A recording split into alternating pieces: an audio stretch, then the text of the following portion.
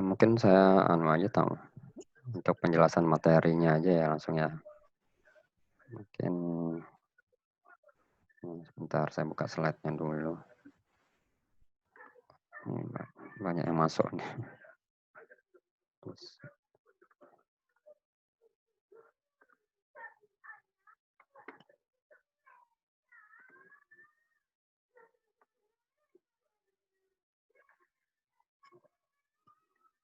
Oke, sebenarnya di pertemuan pertama ini masih dasar ya. Di sini dijelaskan tentang sejarah. Mungkin yang perlu diperhatikan itu tujuan dari riset operasi itu apa gitu ya. Ya, yaitu mengoptimalkan dalam mengambil suatu keputusan. Dan entah ya untuk kasus apapun lah gitu ya. Jadi bisa kita yang kira-kira bisa diambil atau kita modelkan dalam bentuk matematis itu ya supaya kita bisa menggunakan ke dalam bentuk metode riset operasional. Nah, itu ya nanti untuk metode-metodenya banyak macamnya nanti kita bahas setiap minggunya satu-satu ya. Jadi untuk yang paling sederhana dulu yang untuk minggu depan lah itu pertemuan kedua lah. Itu ada penjelasan grafik.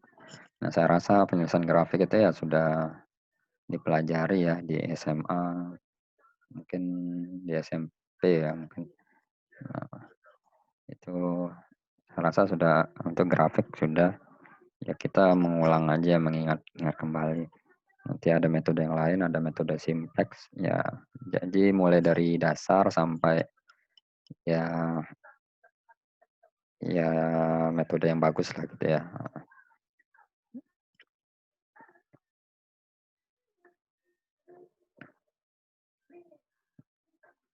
Sebenarnya intinya dari materi yang pertemuan pertama ini, nah yang di bagian akhir ini sih, contoh kasus itu bagaimana kita dari suatu kasus kita membentuk ini 3 komponen dasar. Nah, ada variabel kepuasan, ada fungsi tujuan, dan fungsi kendala. Nah, kalau bisa dari semua kasus yang ingin dipecahkan dengan metode riset operasi itu ya ada 3 faktor, 3 komponen ini sih di dalamnya gitu ya. Seperti itu.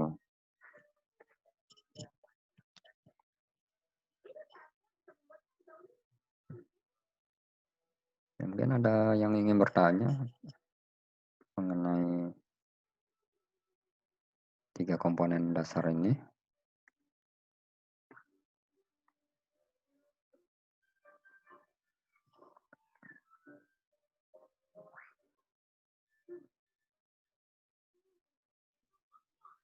Nggak ada yang bersuara nih.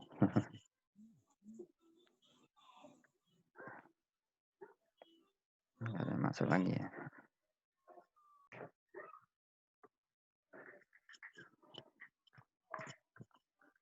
Contoh-contohnya, contoh ya satu contoh aja ya nanti di materi-materi selanjutnya tuh ya banyak contoh ya. Nah, nanti akan kita coba gitu ya, terapkan pakai metode riset operasional.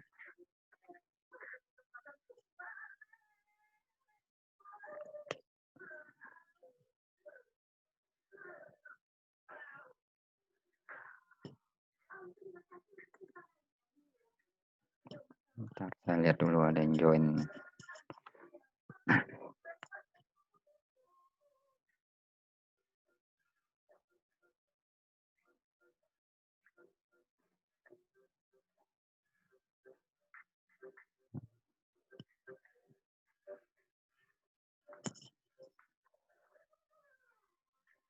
Gimana, ada yang ingin bertanya? Dari pertama kita.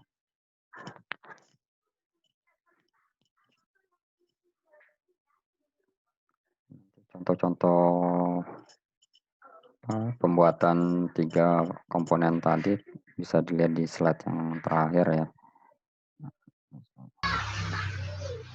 Saya buka lagi. Hmm.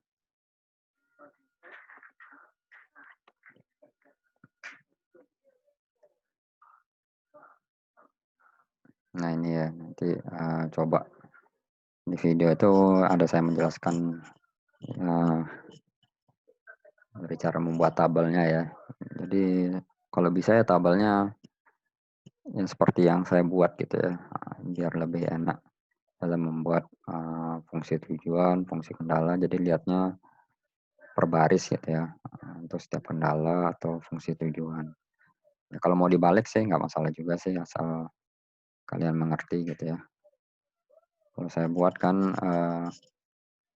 seperti ini ya. Jadi meja, nah itu ada di sebagai kolom ya, meja, kursi itu sebagai kolom. Kemudian kendalanya nanti di sebelah kiri ya, kayu jati, kayu pinus, dan jam kerja gitu ya. Nanti dalam membuat fungsi kendala, jadi kita lihat itu ya per baris ini aja sih. Kayu. Nah, kendala untuk kayu jati, nah ini persamaannya yang atas. Jadi misalnya X1-nya sama dengan meja, kita anggap meja X1. X2-nya kita anggap kursi. Nah, jadi kita buat aja persamaannya 5X1. 5X1 ditambah 2X2. Nah, persediaan kan nggak mungkin lebih besar ya. Paling enggak itu dia sama dengan atau bisa saja lebih kecil gitu ya. Jadi tandanya berupa pertidaksamaan ya. Lebih kecil sama dengan dari 150.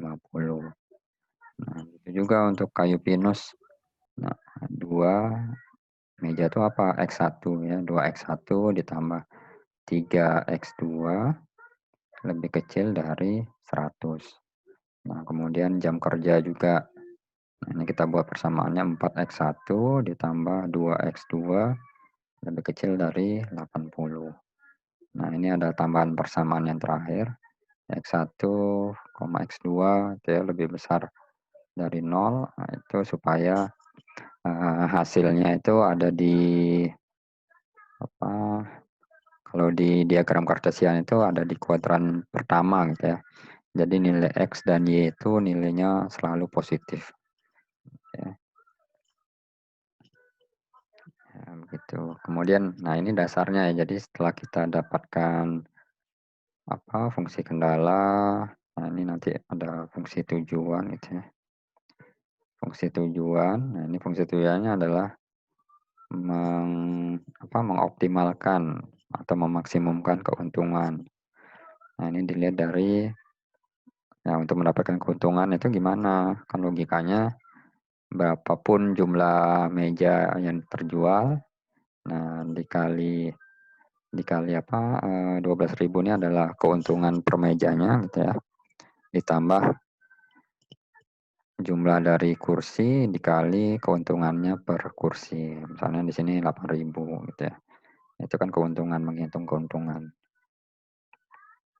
Nah, ini yang di awal yang variabel kepuasan atau keputusan ya. Jadi kita tentukan X1 itu apa ya berdasarkan kasus ya. Berdasarkan kasus ini misalnya hasil akhirnya itu apa gitu ya. Menghasilkan meja dan kursi. Itu sebagai X1. Jadi jangan sampai terbalik X1-nya nanti dianggap kayu jati gitu ya.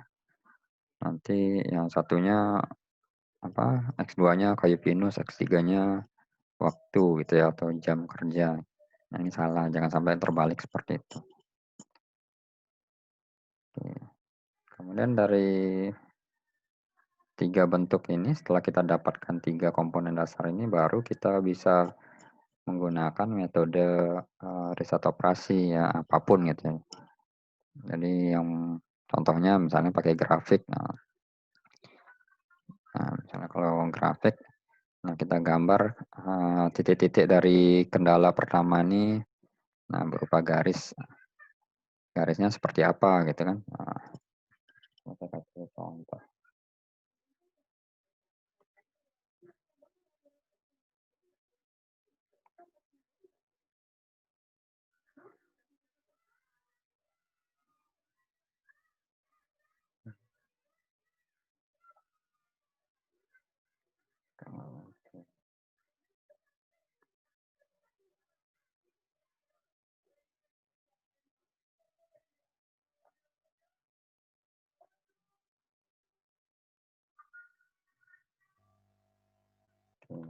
Soalnya dari kendala ini misalnya, ya digambarkan grafiknya gitu ya, grafiknya. Nah, nanti diagram kartesian gitu ya. Nah,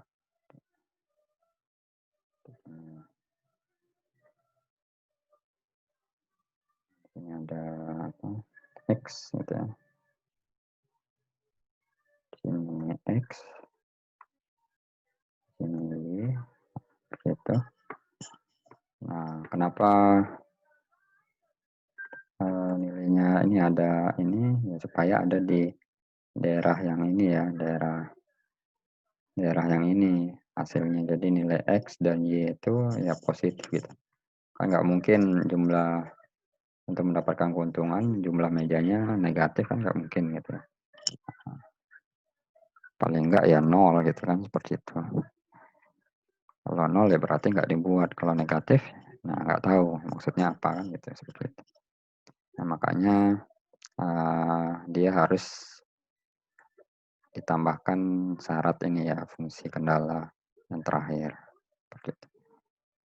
Jadi jumlah apa variabel X1, X2 ini ya dilihat dari banyaknya variabel yang ada di persamaan ini ya, kendala atau tujuan. Kan ada X1, ada X2, ada X1, ada X2 gitu ya. X1 ada X2. Nah, kalau nanti ada X3 nanti ditambahkan lagi X3 di sini gitu ya. Nanti ditambah X3 sini. Gitu. Seperti itu. Dan misalnya di sini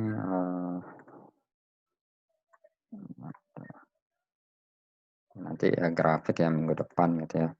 Jadi setiap persamaan itu yang kita gambarkan gitu ya dalam bentuk grafiknya. Contohnya aja ya gitu, misalnya seperti ini untuk kendala yang kedua, kendala yang ketiga misalnya seperti ini. Nah, itu nanti mana daerah yang diarsir, nah, itu nanti kita pelajari di penyelesaian grafik ya untuk metode riset operasi. Ya, jadi dasarnya ini dulu, nanti selain itu, selain grafik ya ada metode simplex. Dasarnya ini juga harus tahu 3 komponen ini ya. Kita harus buat dulu, ubah dulu dari soal cerita ke bentuk fungsi matematis ya, bentuk 3 komponen ini.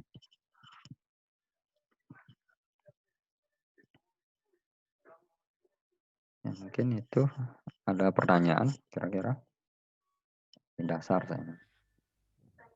Halo Pak, Ya, gimana?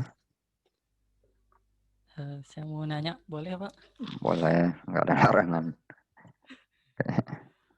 Oh ya, sebelumnya Assalamualaikum warahmatullahi wabarakatuh. Waalaikumsalam warahmatullahi wabarakatuh.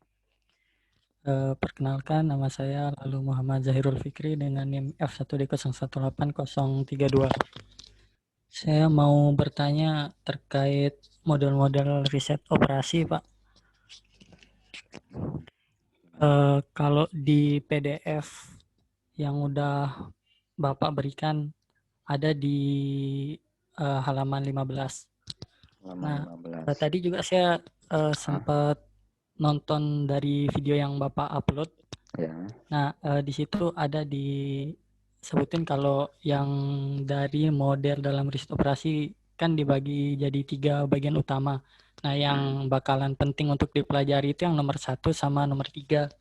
ya. Nah, yang nomor 3 nih kurang paham gitu, Pak, terkait data eksperimental dan membuat model empiris itu seperti apa, Pak? Dan contohnya itu kayak gimana? Masih agak belum paham gitu, Pak. Itu aja sih, Pak. Terima kasih. Ya, jadi ya seperti yang namanya metode apa, sudah belajar apa? Propstat? Sudah belajar propstat atau belum semester ini? Atau sudah Propstat semester kemarin, Pak. semester kemarin? Ya, sebenarnya ya mirip-mirip lah seperti itu ya.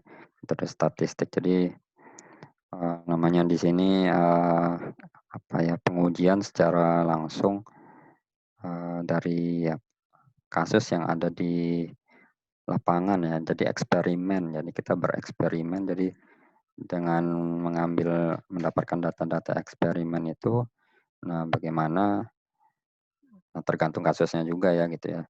Data-data eksperimen di lapangan, bagaimana kita mengambil keputusan dengan ya caranya ya salah satunya dengan menggunakan metode riset operasi gitu seperti itu.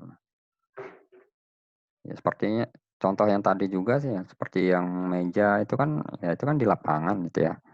Nah, itu kan bagaimana kita menentukan jumlah meja, jumlah kursi supaya keuntungannya maksimal gitu.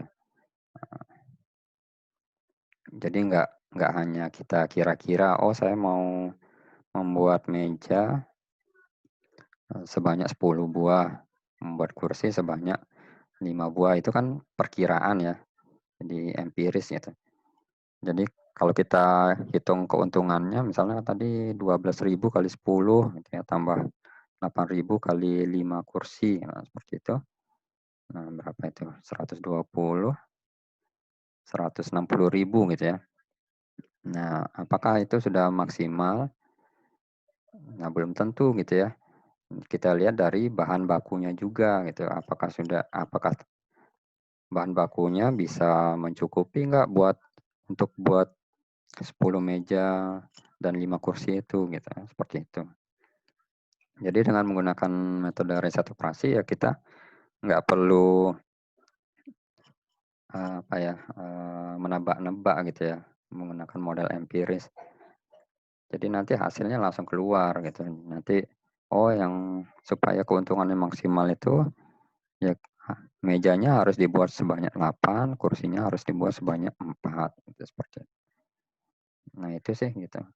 Ya contohnya saja ya metode statistik. Gimana? Masih bingung atau gimana? Cukup Pak, cukup. Terima kasih. Ya. Ada lagi yang lain yang bertanya? Ini Pak, Ya. izin Oke. terkait tugas, apakah ada tugas besar? Terus jika ada, apakah dikerjakan berkelompok atau secara individu, Pak? Ya, pertanyaan pertama dulu tidak ada tugas besar. Pertanyaan kedua nggak usah dijawab ya. Ya nggak ada tugas besar. Jadi latihan saja gitu ya. Jadi latihan ya individu lah gitu ya. Soalnya kalau riset operasi ini ya selama ini ya. Nah, harapan saya nanti kalian mengerjakan tugas atau latihan itu ya sendiri-sendiri gitu ya. Boleh kerja kelompok, tapi kerjanya sambil belajar gitu ya. Jangan kerja kelompok tapi yang satu mengerjakan, yang lain ya nyontek lah gitu seperti itu. Ya sama-sama belajar boleh. Jadi nggak ada tugas besar, nanti ya hanya latihan gitu ya. Dan mungkin karena aturannya sekarang di prodi ada pretest sama posttest ya. Mungkin nanti itu sebagai kuis ya nanti. Ya soal-soalnya ya latihan juga gitu ya seperti itu. Tapi saya ambil jadi nilai kuis seperti itu. Oke, gimana? Terima kasih. Ya, oke. Ada lagi yang lain?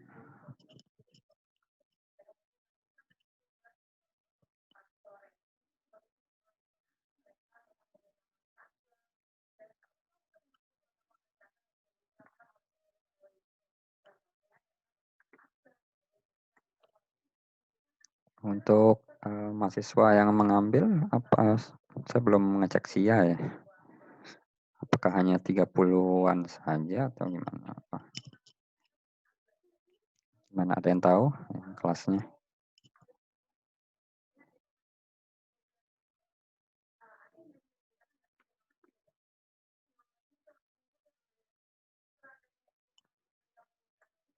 Ntar saya cek SIA.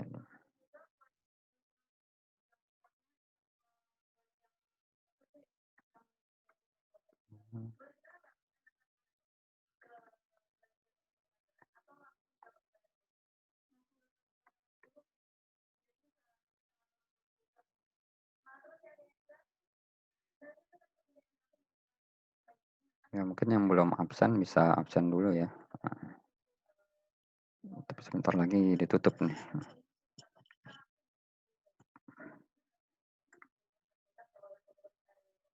Gimana, ada lagi pertanyaan?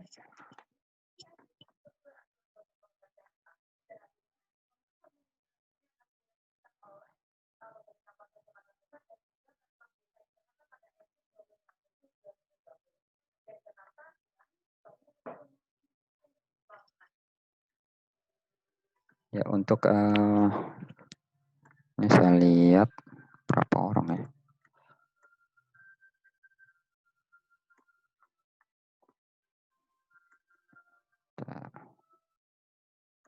Saya lihat yang hadir di apa di Zoom ini ada 35 orang ya. Ada 35 orang. Tapi yang sudah masuk ke Beraja ini beberapa ya gitu ya. Belum semua. Mungkin bisa masuk ke Beraja ya nanti ya.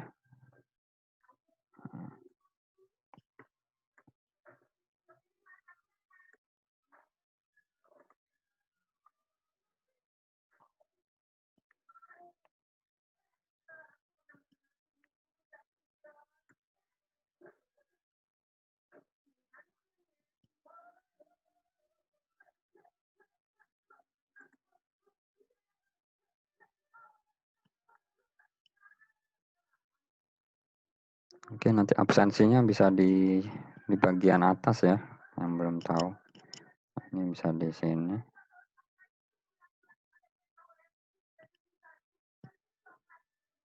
Nah, ini tanggal hari ini. Ya, nanti klik ini saja. Ya. Kembali ke materi, kira-kira ada pertanyaan lagi yang bisa kita diskusikan?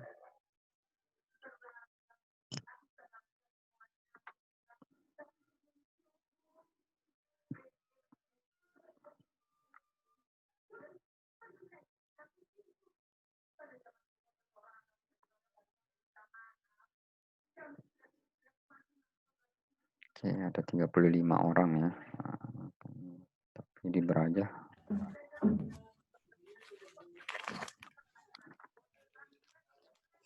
Oke, kalau nggak ada, mungkin saya akhiri saja ya diskusi kita kali ini. Assalamualaikum, Pak. Ketemu. Oh, bertanya. Oke, silakan. Jadi yang saya ingin tanyakan tuh terkait masalah tabel keputusannya. Apakah itu dalam mata kuliah riset operasional ini harus kita buat atau gimana, Pak? Untuk setiap materinya. Setiap kasus, ya. Iya. Jadi setiap kasusnya harus kita buat karena riset operasi ini kan bentuknya ke dalam bentuk matematis ya. Jadi kalau kita nggak, ya jadi kayak variabel keputusan itu kan kita hanya mensimbolkan saja kan. X1-nya misalnya apa, misalnya contohnya tadi apa meja gitu ya, X2-nya kursi. Nah, kalau nanti kasusnya berbeda ya bisa saja gitu ya. Jadi X1-nya apa, X2-nya apa, X3-nya apa. Jadi untuk banyak variabelnya juga nggak dibatasi gitu ya, seperti itu. Tapi ya jangan terlalu banyak ya, seperti di teori di awal itu kalau kita mengambil semua variabel yang berhubungan dengan kasus itu ya nanti perhitungannya semakin kompleks gitu ya. Nah itu nanti takutnya menyusahkan dalam perhitungan gitu ya, seperti itu. Ya semuanya tetap dibuat ya, 3 komponen itu, intinya 3 komponen itu. Jadi apapun kasusnya ya selalu dibuat gitu ya. Jadi variabel kepuasan atau keputusan itu sama aja. Kemudian fungsi tujuan dan fungsi kendala. Nah itu saja sih. 3 gitu ya. Gimana? Masih bingung Ya, atau Pak, gimana? sudah, Pak. Oke. Terima kasih, Pak. Ya, sama-sama. Ada lagi yang ingin bertanya?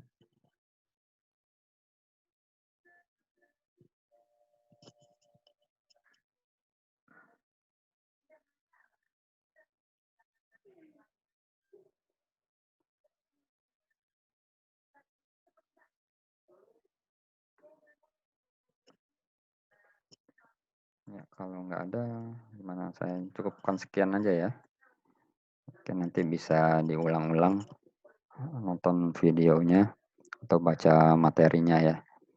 Nanti, karena masih dasar ya mungkin belum terlalu banyak pertanyaan. Nah, nanti kalau sudah masuk metode-metodenya, ya saya rasa sih kalian akan banyak bertanya gitu ya. Oke. Ya, mungkin cukup sekian ya. Saya akhiri. Assalamualaikum warahmatullahi wabarakatuh. Waalaikumsalam Waalaikumsalam warahmatullahi wabarakatuh. Isi Pak. Ya.